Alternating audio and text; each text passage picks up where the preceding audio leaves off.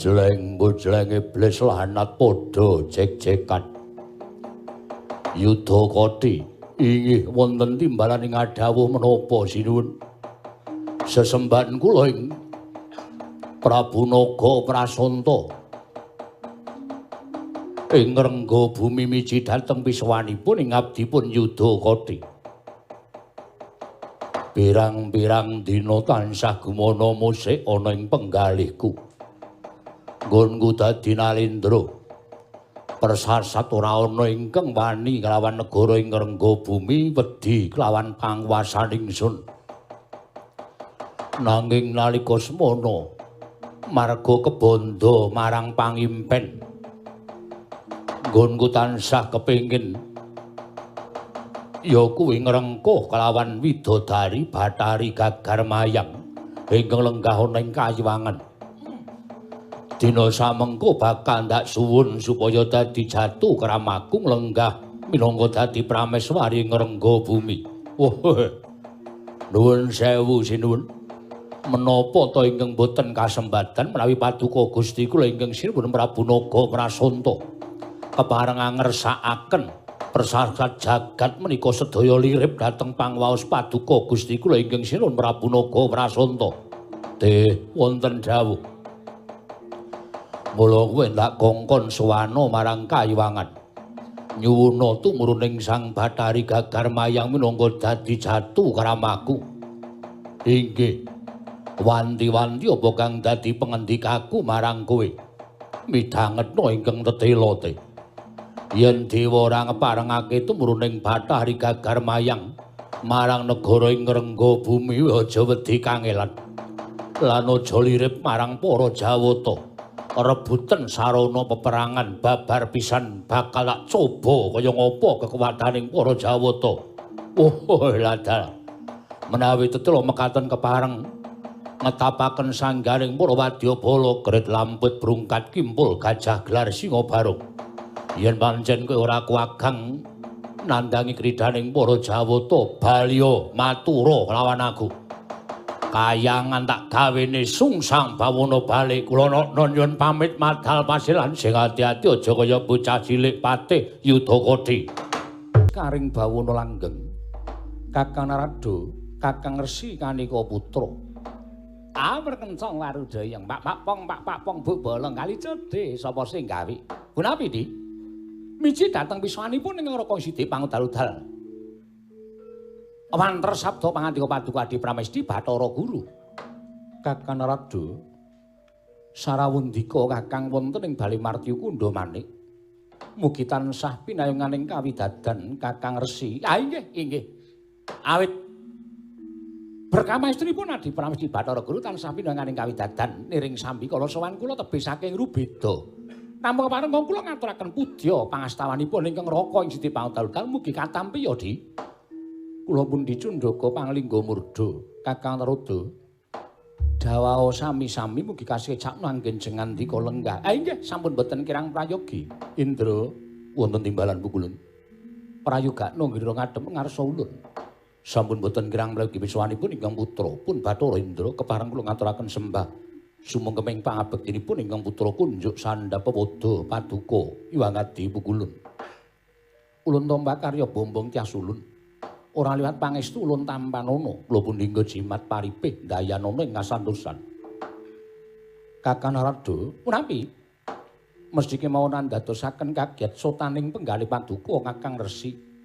Krana dinten mangke kula timbali wonten ing Bali Martya Kunda Manik sarengan kan para Jawata sanesipun Kakang. Dalah inggih. Semu guragapan raos sing manahipun ing Raka Sidhi pangudal-udal. Dupi kula tampiti malanipun paduka Adi Pramesti Bathara Guru.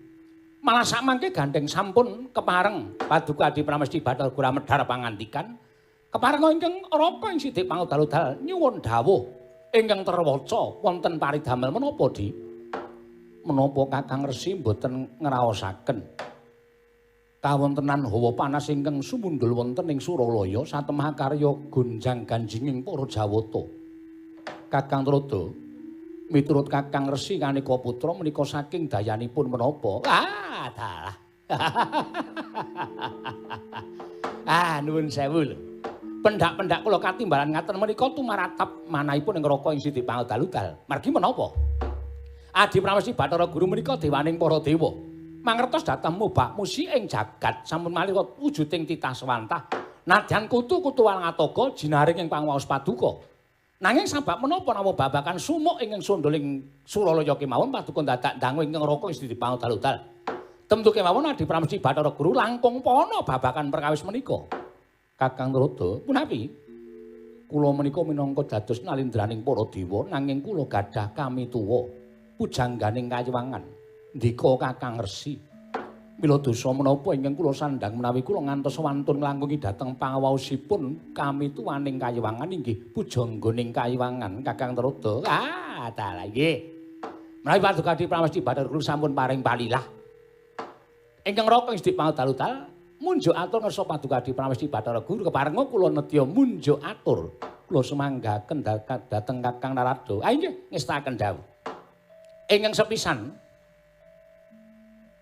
sepisan gara-gara kayiwangan menika mboten sanes kejawi namung inggih menika wonten titah moga tegesipun moganing titah ingkang sakmangke estunipun nerak pacak nerajang perbatang sabab menapa piyambakipun boten mila dhateng kawontenanipun jejeripun raseksa nanging badhe anggayuh dhateng widodari menawi boten klentu inggih menika nalendra ing rengga bumi Prabu Naga Prasanta lan sakwadya balanipun ingkang samangke sampun pacak baris wonten repat kepanasan nedya nyuwun tumurun ing Sang Hyang Bathari Gagar Mayang minangka dados jatuh kramanipun Sang Prabu Naga Prasanta ingkang kaka kalih wontenipun satunggiling pandhita anyar katon ingkang mapan wonten ing pertapan Ngrewontaka. Mboten saged kejawi namung wayah paduka pun kakrasana anggenipun madheg wasi ingkang peparep wasi Jaladara. Kalih menika di namung tumraping Raka Siti Pangudal-udal. Perkawis anggenipun pepanggihanipun para dewa menika langkung prayogi menawi paduka Adi Guru ngrembak perkawis Naga Prasanta kaliyan Patih Yudakoti ingkang badhe ngraman kayiwangan amargi tumrap ing Raka Siti Pangudal-udal. Pakartinipun Naga Prasanta lan Patih Yudakoti mekaten menika kala wau menika naminipun sampun nerak pacak nerajang angger-anggering para Jawata kodrating para dewa ingkang sampun paring kodrat dhateng titahipun piyambak-piyambak. Janyatanipun sedaya menika sampun ginaris dhateng pepescanipun piyambak menawi Gandharwa utawi menika raseksa menika jodhonipun raseksi menawi titah menungsa lumrah ya kaliyan menungsa lumrah nanging sabab menapa wujudipun raseksa teka badhe ngangkah widodari menika kula nuwun sewu menika mangke menawi dipun turuti wah badhe ngrisak jagat lho Di Adi Pramesti Bathara Guru. Ratune Ratu Mastuna Sidam Skaring Bawana Langgeng gawe kaget Atmaja ulun ing swarga Dawana Bathara Brahma sowan tanpa tinimbalan ngger Bathara Brahmana wigati apa ulun sewu-sewu kalepatanipun ingkang putra Tadah Wadana dosa menapa ing badhe kula sandhang ngatasipun kula mboten tinimbalan parandene kula wantun marak ngabiyantura ngersa paduka Hyang Adi Pukulun karana wonten perkawis ingkang sakmangke badhe ngancam dhateng kawilujenganipun Kayiwangan Suralaya.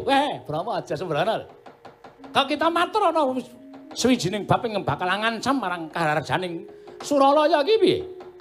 Nggih, Pukulun ngaten. Nalika semanten kathahing para wadyabala saking rengga bumi kapandhikan Prabu Naga Prasanta lan Patih Yudakoti. Anggenipun sampun pacak baris wonten repat kepanasan, samangke sampun boten sranta lan kepingin mlebet wonten ing salebeting kori sela matangkep. Samangke sampun sumbar-sumbar manguwuh-uwuh menawi para dewa boten ambuka kori sela matangkep. Prabu Naga Prasanta sagah damel geger kayiwangan menawi perlu damel sungsang bawana balik Kayangan Suralaya mekaten menggah sumbaripun Prabu Naga Prasanta Rama Pukulun.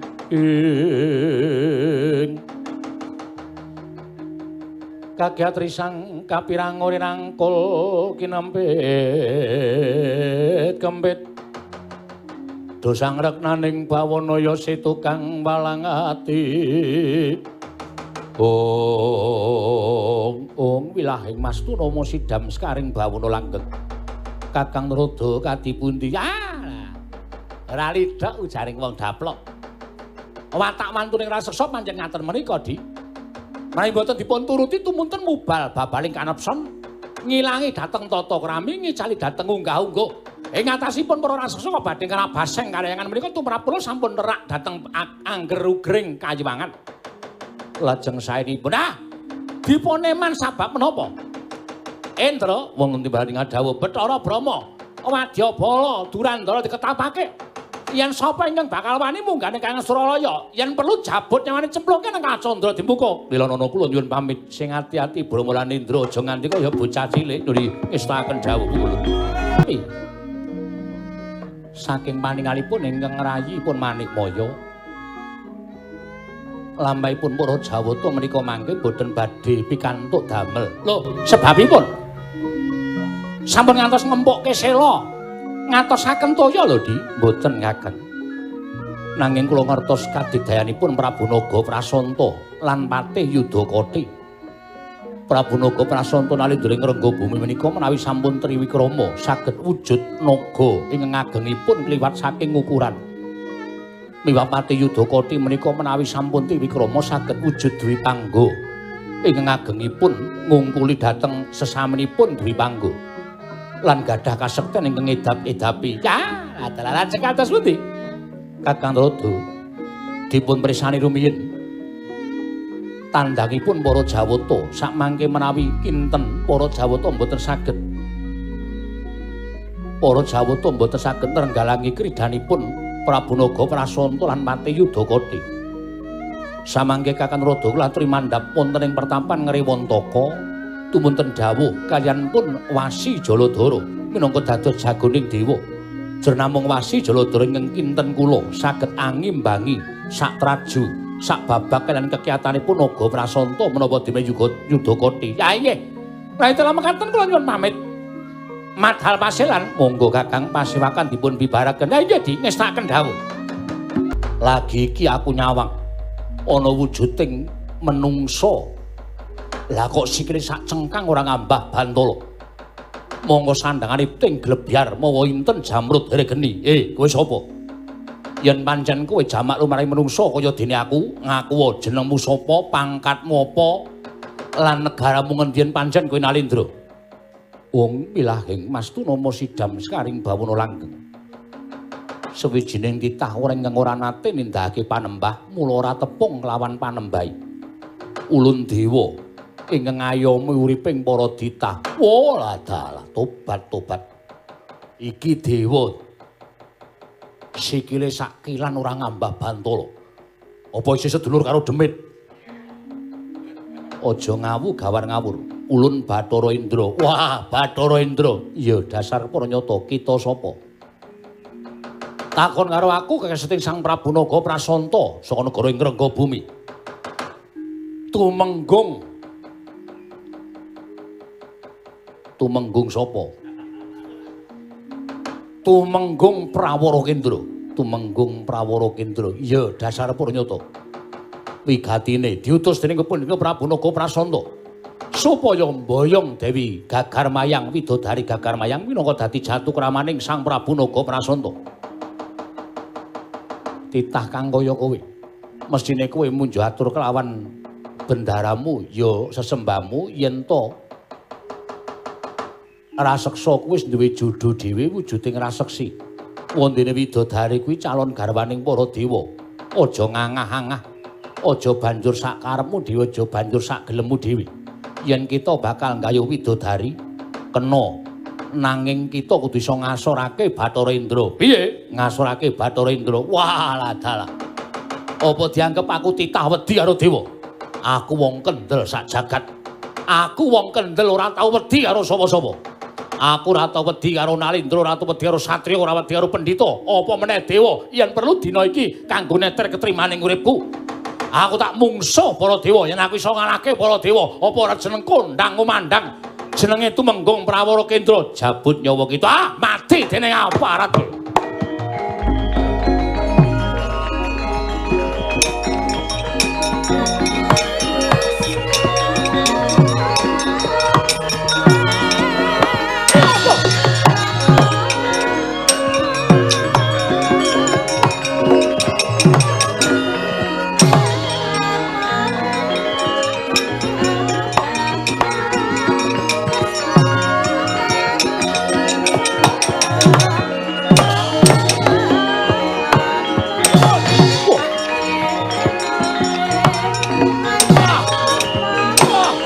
edan.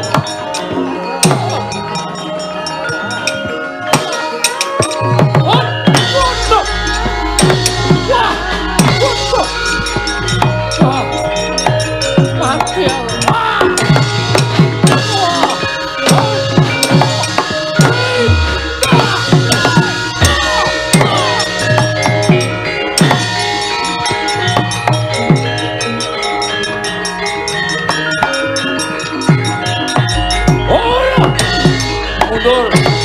Wah.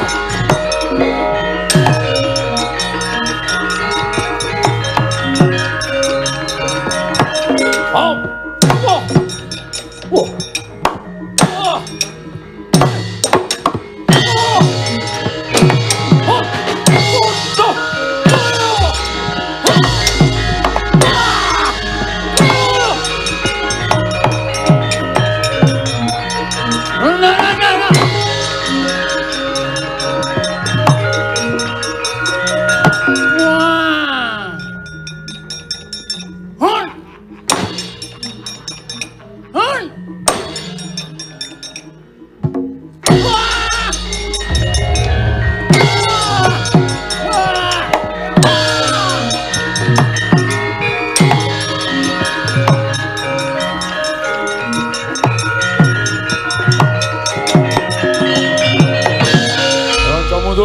Mundur. Dewane ngamuk. Pejah kula, Mbah. Piye? Iso ketemu Radewa apa? Sampun. Terus Gumun setahun jenggleng serendeng. lho. Sebabe Dewa niku jebul ra iso digrayang. Kula ngantem dewa mingkacek sekilan kayane kena ning ora kena. mulane Yayana iki nek arep mangkat perang, nek kurang pengalaman ki takon suhu. Suhu derajat Celcius. Takon suhu, kuwi aji-aji apa, kuwi kekuatan apa. Nek carane wong ning donya, dewa ki kenggonan ya kuwi aji-aji sing wis digawa saka lair, jenenge lembu sekilan. Oh, lembu sekilan. Iya, ora mung dewa, ning menungsa wae ya iso kenggonan lembu sekilan. Ngaten. Heeh. Simbah kagungan. Biyen. Ning tak buang kok. Kok dibuang? Lembu sekilan ya ora apik. Kanggo berkeluarga iki ora apik. Ketoke kena ning kurang sekilan. Ngaten. Lah terus tak buang. Aku nganggo lembu sekilan, mbahmu putri nganggo kul buntet. Ha ya wis. Ora tau iso gathuk. Pejah lho, Mbak. Kowe ya kalah Kawon mungsa-mu sapa? Bathara Indra. Kowe ra warkop. Sanes. Kairane Indra warkop. Sanes. Nah, Mak iki sing marai aku munggah getihku ki ya iki. Nek ketemu prajurit sing lumrah-lumrah we, aku ki biasa anggere ketemu iki wis cilaka. Banyak emaknya. Hah? Banyak nyemenya apa? Maju ketemu cewek. Nah. Dan banyak namanya. Dah nyemnya. Terus?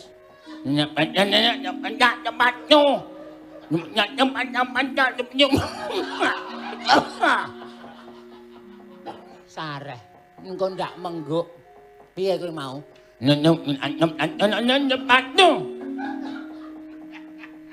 Piye ta ya? Piye malah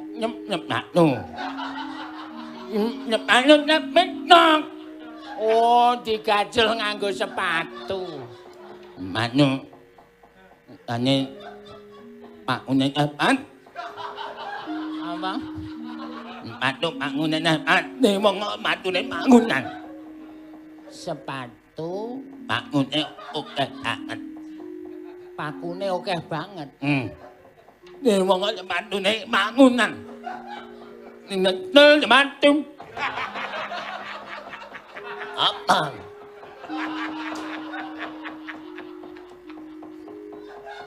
Wong wayang kok eneng sul sepatu. Sing arek ider ya sapa? Gusti Patih Yudakati menika menawi mboten panjenengan mboten rampung-rampung. Tangi kamurkaning Yudakati.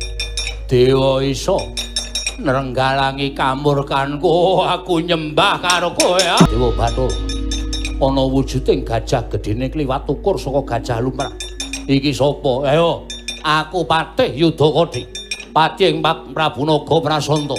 Dewa ora ngeparengake tumurning Bathari Gagar Mayang Bumi Angus Kayangan Sirna Diri mati.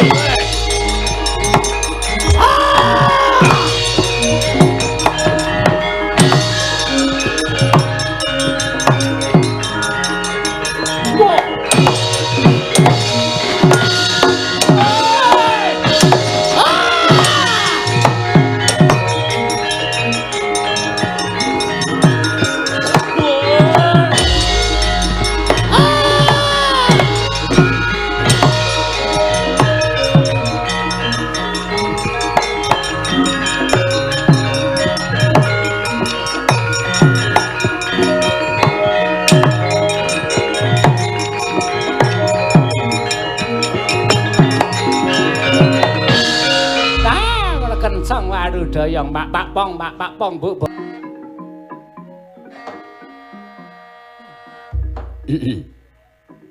Ya jagat Dewa Bathara, ya jagat Pangestu Narayana. Iki wonten dawuh. Ora gajeke kok kaya ora penak esemu. Kok kaya sajake nyemoni karo aku. Nyuwun pangapunten. Kakang Penemban. Sawetawis estunipun kula menika mboten kok nyemoni dhateng Kakang Prembaning Riwantaka. Menika babar pisan mboten. Namung kula ngemotaken dhateng Kakang Wasi Jaladara. Ora kok sik. Lah kok dadi kowe ngelingke karo aku apa aku nedenge lali? Apa aku nedenge kalebyan? Mboten perkawis menika, namung kula nuwun sewu. Tiyang menika menawi menggalihaken sawijining perkawis ngantos nabet wonten telenging penggalih menika adak saben sok supe dateng kawontenan, cobi to. Jawi menika sampun kathah para cantrik mawi jejanggan ing samya suwita dateng Kakang Wasi Jaladara wonten ing Rewantaka. Nanging kula nuwun sewu, wiwit kala wau wonten ing madaning pecrabakan Kakang Wasi Jaladara mboten tajem anggenipun ananggapi dateng sedaya para cantrik malah ketingal rongeh. Menika kula nuwun sewu, menggalih menapa? Aku ora mikir apa-apa. Aku mikir lawan pertapan Rewantaka kene. Lan aku mikir akehing para cantrik ingkang semono kang padha swita marang Wasi Jaladara. Iki ndadekake marem ing atiku, mboten. Menapa sampun paduka ngendikaken menika mboten jumbuh kalian penggalih panjenengan. Lati lan ati mboten nyawiji. Ora, kosek sing dadi pendhita iki aku dudu kowe. Dadi mesine kowe manut karo aku, pinter-pinter aku. Sing dianggep wasi ana ing Rewantaka iki aku dudu kowe. Kula nuwun pangapunten to, mboten saduka. Pendak-pendak kok mesti duka, pendak-pendak kok mesti duka. Kula nuwun sewu. Titah wonten ing alam padang menika kula nuwun sewu. Kepinteranipun menika mboten saged jinangka dening titah sanes. Wonten tetembungan giri lusi jalma tan kena kinira. Upami ingkang lenggah wonten ing pertapan Rewantaka menika Kakang Wasi Jaladara. Kula nuwun sewu. Apa terus ora entuk diungkuli ngelmune dening sapa wae? Kula nuwun sewu. Mbok tiyang menika nglenggana dhateng kawontenan. Kananku kaya ngene iki ya tak nggone kaya ngene. Aja meri karo kanane wong liya, menika langkung prayogi. Ora usah mulang karo wong gerang. Ora usah mulang karo wong tuwa. Kula menika mboten mulang. Ning kula menika munjuk atur. Lho, lah malah sero to. Lah panjenengan ya sero kok. Wah, kowe iki mesti ngeyel karo aku. Mboten ngeyel, panjenengan menika nuwun sewu. Menawi dipun caosi priksa mesti terus kaya ngoten menika. Kula nuwun sewu. Menapa ing dipun ngendikaken Kakang Mas Wasi Jaladara menika mboten jumbuh kalian penggalipun. Liripun kula saged nggagapi dhateng penggalih panjenengan. Pamer. Wis wiwit pamer kowe. Iya. Wis wiwit pamer kepinteran karo kakangmu. Mboten. Namung upami lepat kula aturi nglepataken, upami leres monggo kula aturi nampi leresipun aturipun ingkang rayipun Narayana. Ya, coba yen pancen kowe wong pinter, yen pancen kowe wong lantip panggraitane. Aku meneng wae nganti bingung ora nanggapi marang para cantrik mau, sejatine Atiku piye? Menawi kepengkok aja menggok. Menawi bener aja minger. Sampun ngendika rating lho. Panjenengan sampun dados brahmana. Panjenengan sanes tunggiling putranipun Demang Sagopa. Ya wis ora. Biyen-biyen saiki-saiki. Lah rak ngaten. Upami kula dipun dawuh supados mbatang kula nuwun sewu. Sasampunipun Kakang Wasi Jaladara saged mejahipun Kartapiyoga panjenengan kemutan. Icalipun putri ing Mandaraka inggih menika pun Dewi Erawati. Nalika semanten saged ngunduraken Dewi Erawati menika wujudipun brahmana saking Gunung Rewantaka ing naminipun Wasi Jaladara. Lah tumuntun dados kagol penggalipun Sang Prabu Salya. Ing atasipun putra Nalendra kok sing isa nulungi ming wujuding Wasi mongko nyatanipun ingkang dipun ajeng-ajeng dening Nalendra ing Mandaraka menika putranipun inggih menika Wendarawati menika dipun tulungana dhateng satunggiling putra Nalendra menapa Nalendra sageta sak mangke Dewi Erawati menika pinengku dening Nalendra ning kok jebul mrucut. Jebul mrucut tumuntun kula nuwun sewu ingkang saged nulungi dhateng Dewi Erawati panjenenganipun Kakang Wasi Jaladara. Monggo sampun dados sumpahipun Nalendra ing Mandaraka. Sapa sing isa nulungi anakku yen lanang tak dadekke putra mantu, yen wadon tak dadekke sedulure Erawati. Monggo ingkang saged nulungi Kakang Wasi Jaladara. Mlayu mboten klentu lho. Penggalipun Nalendra Mandaraka menika nuwun sewu getun gela. Getun gela. Tumuntun pados srana supados sak mangke saged anggagalaken dhateng anggen paduka badhe mengku garwa Dewi Erawati. Srananipun wontenipun utusan saking Mandaraka ing sowan wonten ing pertapan Rewantaka ngaturaken bilih temanten putri nggadahi pepanggil inggih menika wujudipun putri saking gunung Sakjodo. Tuwin kedah wonten Kajeng Dewandaru lan Jayandaru saking Kayuwangan pangritipun widodari kawandasa cacahipun. Tuwin Kakang Mas kedah pados satunggiling Wiraswarawati ingkang sae swantenipun tur sulistya ing warni. Midhanget aturipun dhateng utusanipun Mandaraka kados mangkaten menika tumunten Kakang Mas Wasi Jaladara menika bingung bingleng kenganglangan nuwun sewu kaya wong ora weruh kiblat tumunten menapa mboten saged tajem menapa mboten saged migatosaken ingkang dipun penggalih namung menyang endi nggone golek patah putri sak kembaran ingkang ayune padha Dewandaru Jayandaru tuwin widodari kawandasa lan Wiraswarawati ingkang sae. Ora ngaten to? Ora jane kowe iki entuk kabar saka sapa to kowe? Ora jane kowe iki entuk kabar saka sapa kok lehmu matur teteh men. Nuwun sampun lho.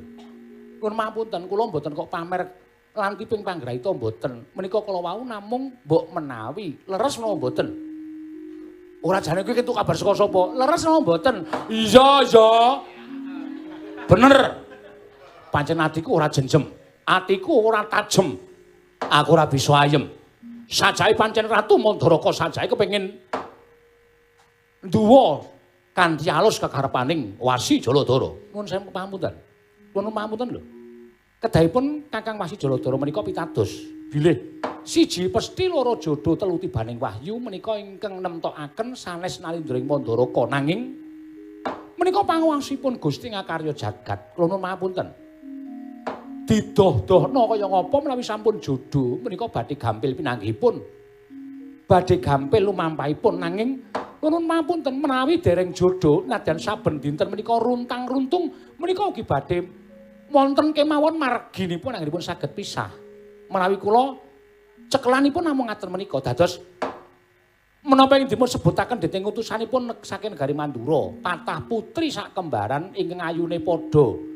Kayu Dewandaru, Kayu Jayandaru, kalian widodari cacah kawandasa, lajeng Wiraswarawati ingkang sulistya ing warna menika tumrap kula. Menika saged dipun sebataken tegesipun wonten pewujudanipun menawi Kakang Mas kersa mbudidaya, kula kinten mboten badhe angel padosanipun. Sik. Saiki ngene. Terus pundi? Kowe jane karo aku tresna ora? Lho. Kok pengendhanipun ngados mekaten? Ora, iki wangsulana dhisik. Kowe jane karo aku iki tresna ora? Inggih. Yen aku madeg Brahmana dadi wasi ana ing Ngriwantaka. Waduh, kula remen sanget jer paduka Kang Mas saged nularaken ngelmu-ngelmunipun Kakang Mas Wasi Jaladara. Syukur. Lah saya tak takon karo kowe. Nek aku ora kelakon dhaup karo Irawati, kowe jane seneng apa ora? Menawi Kakang Mas sungkawa penggalipun tertentu kula ngraosaken mboten sekeca manah kula, tegese kowe tresna karo aku. Inggih. Lah saiki nek pancen kowe tresna karo aku, mbok yo ayo diewangi mikir. Diewangi budidaya piye nggonku iso nglakoni dhaup karo Irawati mengko ngaturake patah putri sak kembaran Dewa Ndaru Jaya Ndaru sartaning Wiraswarawati ingkang ayu lan suarane apik lan widodari cacah 40 iso tak aturake marang negara Mandaraka. Satemah kakangmu iki iso mboyong karo diajeng Irawati Narayana. Kula ngaturaken sembah pangabekti kula kunjuk Pukulun. Daya negara sana. Ya Wasi Jaladara ing Ngriwantaka ulun tampa. Ora nek pangestuna mampanana ya kula pun dinggo jimat paripin dayana ing kasantosan. Pukulun nganturaken sembah pangabekti kula kunjuk.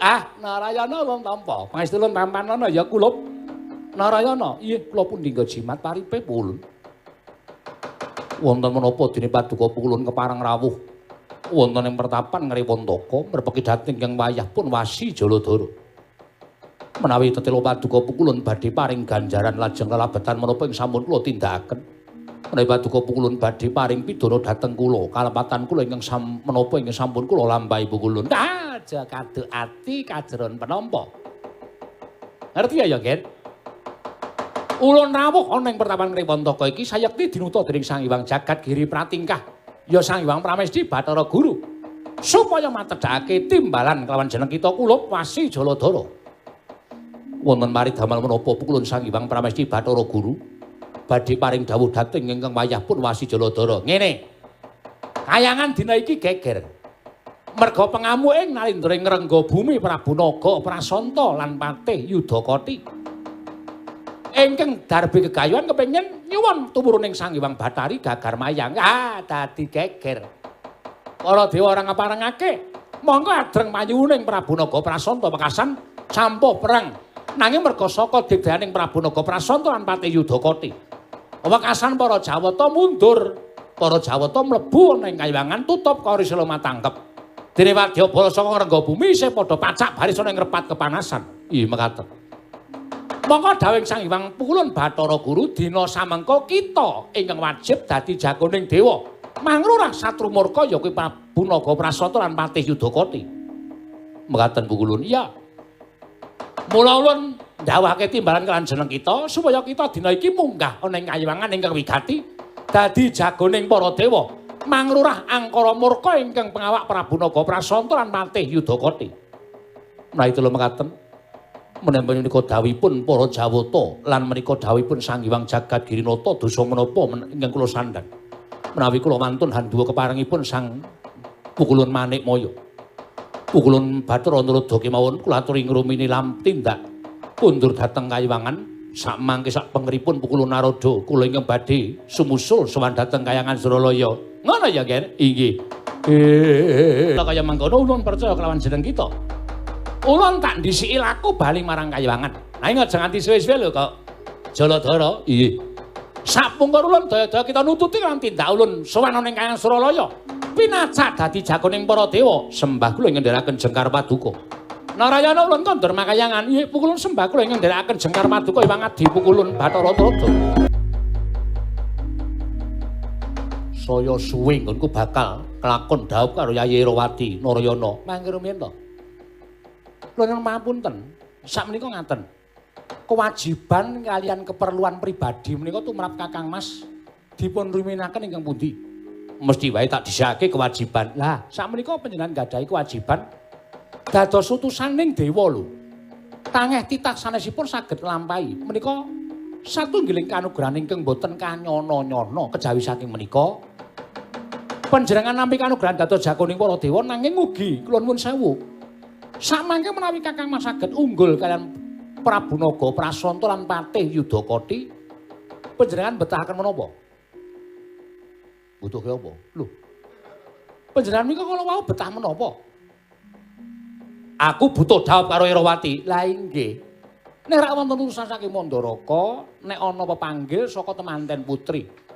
kayu Dewandaru, kayu Jayandaru lan widodari 40. Nah, menika menawi panjenengan saged ngasoraken Prabu Naga Prasanta lan Pati Yudakati. Menawi panjenengan nyuwun ngampil Dewandaru, Jayandaru lan widodari kawandasa menika kula nuwun pamunten. Angel mijet wae ngranti suwe banyu sinaring. Wah. Bejo bejane awak duwe adi lan tip panggraitane. Ayak kaya mau ngecewe kok saiki lantip panggraitane. Cocok kok terus lantip panggraitane. Cocok kok lantip panggraitane. Ora cocok mesti unek-unekke. Wis, kowe rasa kokian gunung sing tanpa guna.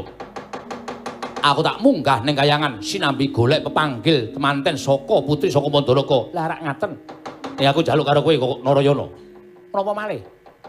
Babakan matah putri sakembaran lan wujuding Wirasawati ingkang ayu lan suarane becik tak pasrahke karo kowe. Oh inggih ngestaken dawuh kula niku nek kon golek siji yoga loro sinden. Kula niku pinter. Sampun mboten sakuwatos. Nek mung golek Swarawati sing ayu-ayu tur suarane elek. Apik. Menika kathah. Mergi samenika ingkang dipun betahaken menika mboten swanten. Lho. Tiyang Mandaraka menika klintu. Lho klerune piye? Buta sinden kok ayu tur suarane apik. Mergi sakmenika mboten buta swara apik, waton dipacaki apik. Menika perkara suarane teng semberet kaya wedi kengser. Ini sampun mboten dados sabab. Oh ngono. Inggih, kata-kataipun ngaten. Mangke kula padosaken. Ora swara kaya wedi kengser kuwi iki senengane omongane. Mergi sakmenika kata-kataipun waton iso dipacak. Dandani ayu arep suarane nglamber-nglamber. Sing penting iso disawang. Ning aku sing buta kuwi sing ayu tur suarane apik. Lah menika awis. Ora apa-apa. Iya. Awis. Suarane apik, tur rupane ayu menika nuwun sewu. Amplopipun mahal. Omongan senane ora. Kowe iki anak ratu lho Narayana. Inggih kula ngertos. Mbaya aja sak penakmu dhewe. Alah anak ratu weton desa kok. Kula menika nek uripe ning desa Widara Kandhang. Dadi kula niku nek uripe ning kraton ya mesti tata kramane jangkep. Ning kula niku kebacut guyon karo wong-wong ronda-ronda niku lho. Dadi ya kula niku ora iso apik, ora iso cara kraton. Ah, ora kokean gunung tanpa guna. Engko perkara aku rabi sing wigati ketemu mburi. Nek tak rampungke pakaryanku. Kula ngaturaken nderekaken sugeng tindak. Kakang Mas Wasi Jaladara mugi-mugi anggen paduka dados jagoning dewa. Sabdep lebda ing karya. Ya, pamujimu tak jaluk. Inggih, sembah kula ing nderekaken jengkar paduka. Ya aja lunga nek titi. Wis tak dawuh. Kula gumun. Wiwit sampeyan medal saking wewengkon Mandaraka. Turut margi kok mung tansah ngliling-ngliling lelayangan. Mongko sinambi mesem sajak penggalipun nedeng nuju prana. Nuwun sewu enten apa lho Ndara? Nggih Ndara. Kok sajak penggalipun menika lagi napa nggih asmanipun nggih? Menapa menika kabombongan? Ora iso basa kok ora. Penggalipun kok rada suka parisuka. Penggalipun kok bersukacita lho. Enten apa, Gus? Kakang Semar. Kula ora nyono. Jebul kedaton Mandaraka isih nyimpen mutiara ingkang banget gawe sengsem penggalihku. Nalika aku nderekake kelawan Kakang Wasi Jaladara ngundurake Kakang Mbok Erawati jroning taman ketemu kelawan putra Mandaraka ingkang wewangi Dewi Banowati. Engga seprene citrane tansah gumana musik ana ing paningali Permadi. Nanging kaya ngapa to kejoting atiku. Pendak-pendak tansah kegawangan citraning Nyai Banowati dumadakan. Kakang Mbok Banowati dumadakan gegawangan tansah kelingan kelawan pasuryaning Kakang Mbok Loro Ireng Kakang. Wah, Semar tak antil tenan kok. Mbok Alon kowe ngopo to? Wong kono rampung ngendika kok. Wah, kaget e kene. Kene iki ndek serangan jantung e. Jare ora. Ora, Nding. Waras kok. Pancen piyai loro niku kaya sigar semangka. Pasuryane ya padha-padha ayune, padha-padha le putra Nalendra ning nun sewu. Ming watekane beda. Nek Ndara Banowati niku cakrak branyak, pangendikane sajak kemewat. Kaya pripun ngoten. Ora niki upama ora tuwa kaya arep gablok kok. Ndara lara ireng niku luruh alus, mboten kakehan pengendikan ning piyaine menengan. Lah nggih, lah pripun? Upama kon Wah, kokean lek ae, Pak. Upama kon milih ya kula niku dhewe ya bingung. Nanging sediaku dina iki bakal tumuju ana ing pertapan Ngrewontaka. Suwan Kakang Wasi Jaladara. Pun niku mawon dirumiyenke. Perkara jodho niku sing kagungan sing gawe jagat, sing kagungan Gusti pasrah dhateng purbaning Wang Mahanasa Ndara. Semarekot Semar. Kula. Lah kok dadi malah bingung lakune Permati. Apa pancen iki marga ingkang anjaka ana ing Ngrewontaka? Petruk iki dalane sing anjok ning Ngrewontaka apa dudu? Apal ora, Rek? Nek mbiyen ketoke rung aspalan ya. Iki kok wis aspalan ya. Kowe apal ora, Gong? Kowe senengane jok ora ngematke. Saben dalan ya nang tulisane. Ki desa ngendi, dusun ngendi, alas ngendi, kuwi kamarentah. Pemerintah, wis menehi tulisan. Halo, kae. Iki alas ta, Tru? Heeh. Kae ora ana tulisane. Diwaca coba. Ada. Anda ama umu asusu ama asusu akiki. Anda memasuki alas bom kar. Apa dah? Bom. Wah iwi araya ayang. Bom wirang anyang-anyangan. Bom wirayang. Deidi awah. Di bawah geuguna unung. Gunung. Di bawah gunung. Heeh. Udu. Kepro sirahmu mudar. Deidi awah di bawah geugu unung gunung.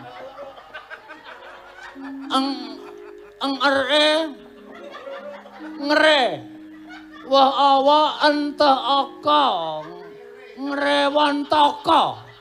Leres Ndara niki ngandhaping gunung Ngrewontaka. Iya. Banjur dalan ingkang tumuju ning pertapan Ngrewontaka. Anda ada belok olok. Anda belok ke iki iri. Kiri kok kiri. Kiri. 100 MTR. Oh. Matamu didol 100 matamu kuwi. Kae 100 meter. Oh, 100 meter. Pon sampai Ndara. Iya matur nuwun Bagong. Nggih. Lah kae jejere neng tulisan. Ora tak waca sisan to ya. Wa awar urung. Warung ama ke akan. Warung makan. Apa cecel. Picak. Oh kaya. Pecel ele. Warung makan pecel lele. Mampir nggoden. Cilik-cilik apa-apa wis. Aku lagi nglakoni poso Bagong.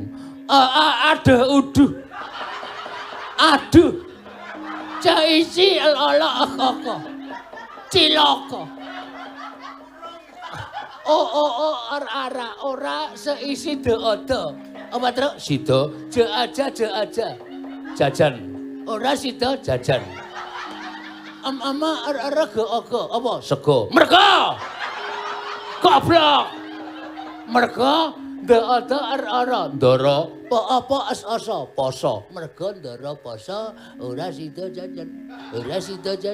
Ayo padha do ngelih. Ambe ngelih kok dinyanyekke. Ayo ndang munggah ana ing pertapan Ngrewontaka Kakang. Nggih kula dherekaken. Perkencong warudayeng Pak Pong Bu Bolong kali codhe sapa sing gawe? Kakarasana Wasi Jaladara. Iya wonten dawuh Bu. Mustemeka wayaning mangsa kala kita wis sowan ning Ngayiwangan. Iwang Jatimurti wis nuding kelawan panjenengan ulun supaya kita tetepake dadi senopati ning Jawata. Lamun kita bisa nyirnake Prabu Naga Prasanta lan Patih Yudakati kita bakal nampa kekucah saka Sang Hyang Jagat Hirinata. Kelelana dinten samangke mbincang menapa kula badhe bidhal wonten ing pabaratan merpeki dhateng Nalindra ing Prabu Naga Prasanta. Dina iki kok aja nganti wedi kangelan nger Wasi Jaladara nyuwun pamit tambahi pangestu pukulun. Ora dalah. Dewa wis kentekan ngakal. Ora pantes dadi pengayomaning para titah nyatane kasektene ora iso ngungkuli kadigdayane.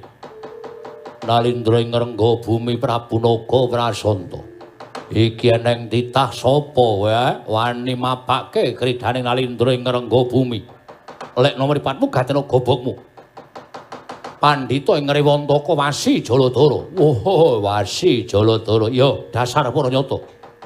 Apa sababe dene kowe wani mapaki kridhaning Prabu Naga Prasanta? Wong kang kaya kowe Prabu Naga Prasanta ora pantes urip ning alam padang. Wani ngrabasing kayangan, nerak pacak nerajang perbatang luwih-luwih. Kowe wani ngayunake Bathari Gagarmayang. Ayo, iki Wasi Jaladara jagoning para dewa. Kowe iso ngangkai kuandaning Wasi Jaladara, mboyong Dewi Gagarmayang. Wah, saut kandhul sirawa.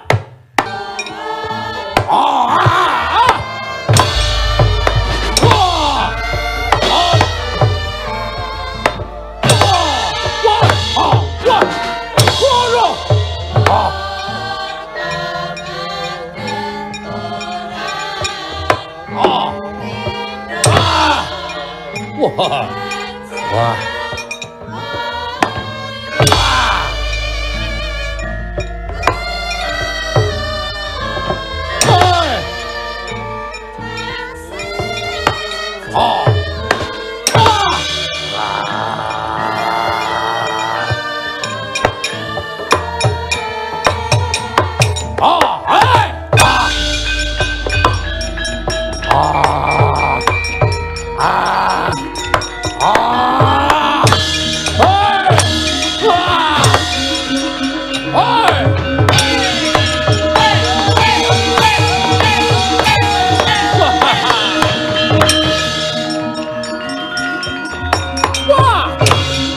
Maning jajaran seketane bone besar.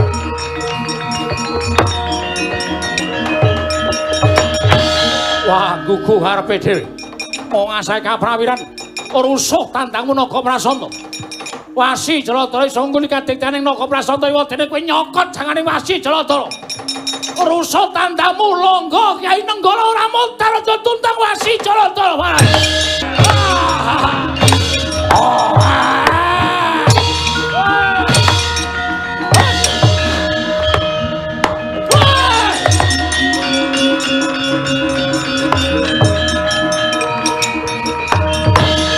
Dar dening aku. Wong Watangkara Budi Candala nerak pacak nerajang perbatang wujud raksasa wae arep ngrabasing Kayuwangan ngayunake widodari konangan Wasi Jaladara Wah, mutar tinjung akhirat nyawamu. Sinuwun jenengan. Wah.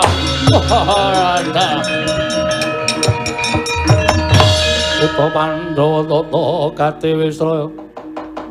Indriaksa Sara Maruta Pawana Bana Margana. Aduh sinuwun. Paduka kapuping Rana Madyalaga. Prasetyaning manah kula. Kula menika ngabdi dhateng panjenengan boten namung ngraosaken anggen kula ngraos sekeca. Nanging paribasan panjenengan manjing wonten ing alam pamancat manjing tepet suci kula tetep badhe nderek paduka amuk legane atiku.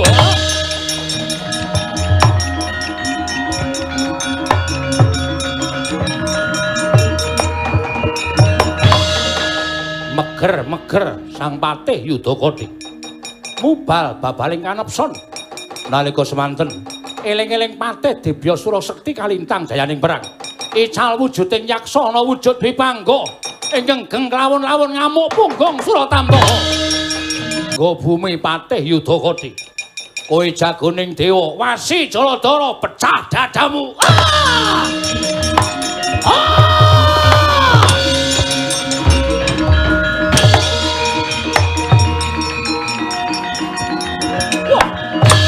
Manungsa tataran.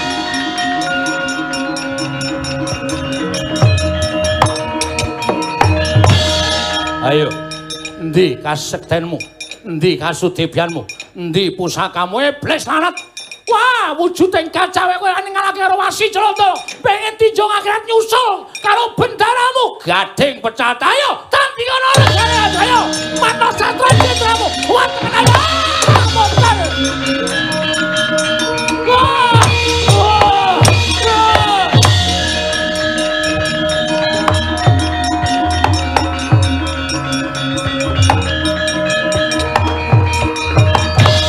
Cinandak mestakaning dening Wasi Jaladara. Nalika semanten cinandak ilate den Sendalwani satemah kabethot ilate. Ucap kacarita Grising kang munggal kawigayaning para dewa. Dupi den bethot ilate dening Sang Wasi Jaladara. Ndekem Gajah Yudakadi. Katingal kembang-kembang punang waspa karana boten saged micara sak tataning manungsa.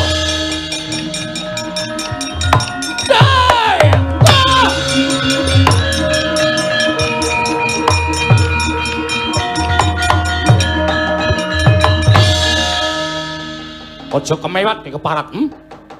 Wasi Jaladara jamak lumane manusa kalah karo satu kewan. Wirang bebarang, trima tinjung akhirat. Ayo, kowe patih Yudakadi. Matna sastra Jendrawa tekan Ajijaya kawijayanmu. Tumplakan gamanmu marang Wasi Jaladara. Bisa gawe tatu ning Wasi Jaladara aku meguru karo kowe barat. Yudakadi. Yudakadi. Waduh, waduh. Oh, waduh.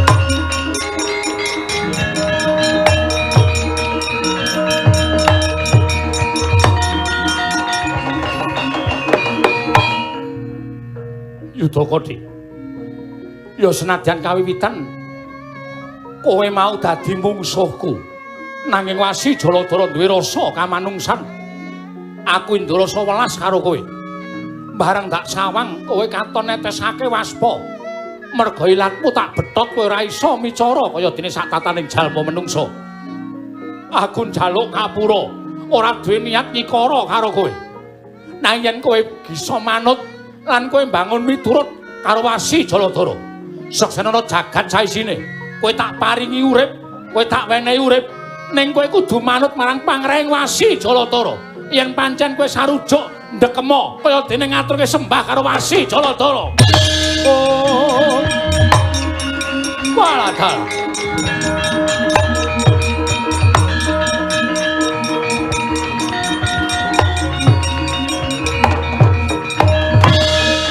Wah. Lah kok dadi kowe ngerti apa sing tak kandhakake? Laremu mbok plungkerake. Sikilmu ngarep mbok tekuk kowe ndekem kaya ngaturake sembah. Yo, yen pancen kaya mengkono. Wiwit dina iki seksenana jagat saisine yen to Yudakati dadi titianing wasi Jaladara. Wah, kencang Warudaya, nggih. Kayangan dadi tentrem merga wujuding yaksa ingkang ngaran Naga Prasanta saka negara ing Renggabumi wis tekaning mati. Malah pati ingkang ngaran Yudakati wujud buta nalika Triwikrama wujud gajah ora bisa bali. Merga ilate mbok Betot dheweke ora iso maca mantram bali wujuding buta wekasan sakteruse wis pinesti wujud gajah. Aran Kyai Yudakati lan dadi titianing wasi Jaladara. Ih, Ulun. Iwang Prayogi Bathara Guru ngaturake panuwun ingkang tanpa pepindhan dene kita wis bisa gawe tentrem. Ya kaya ngono kuwi nggih. Brahmana ingkang ajiwa satriya aja kendhat tansah gawe tentrem. Gawe ayem sak pepadaning titah, angka loro gandeng kita kuwi sing nyandang jiwaning satriya, ya kudu wani gawe tentrem. Inggih, Pulun. Iya. Lah iki anang bebungah saka dewa. Siji saka Sang Hyang Bathara Indra ingkang maringake titian kita kanggo kita ya kuwi wujuding gajah. Turun Herawana aran gajah Kyai Puspadenta. Waduh, Pulun. Menawi kula mboten nampi kados pundi? Aja ngono, iki paringing dewa. Kudu kita tampa. Nanging kula sampun gadah titian Kyai Yudakati.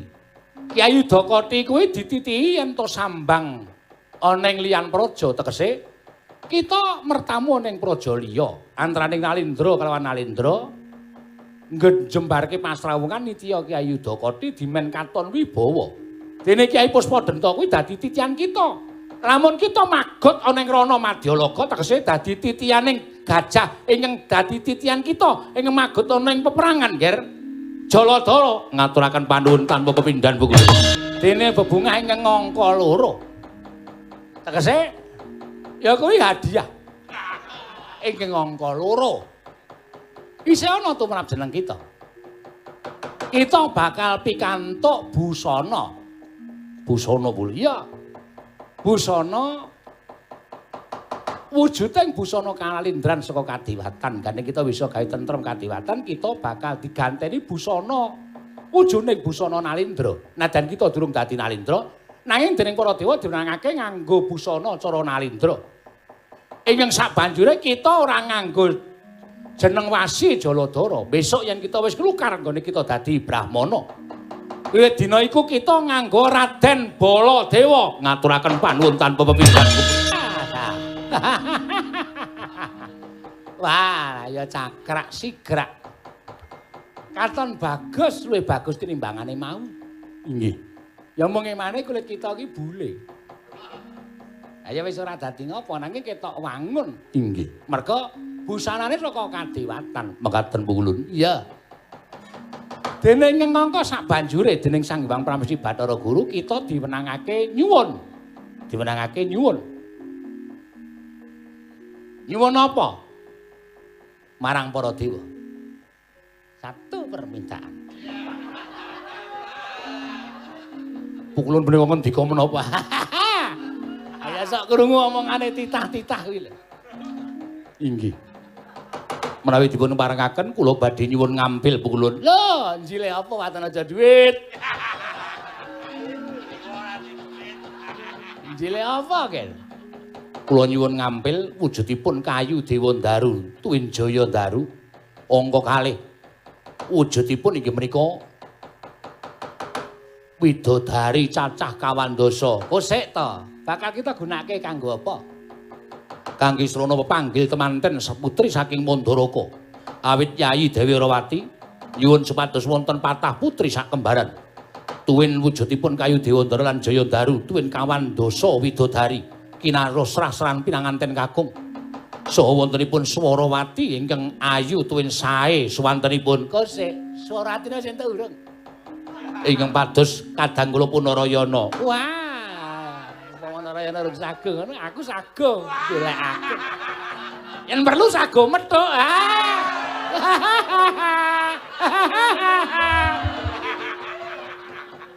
Kula ngendikanipun kados, ayo wis dienggo gocek-gocek.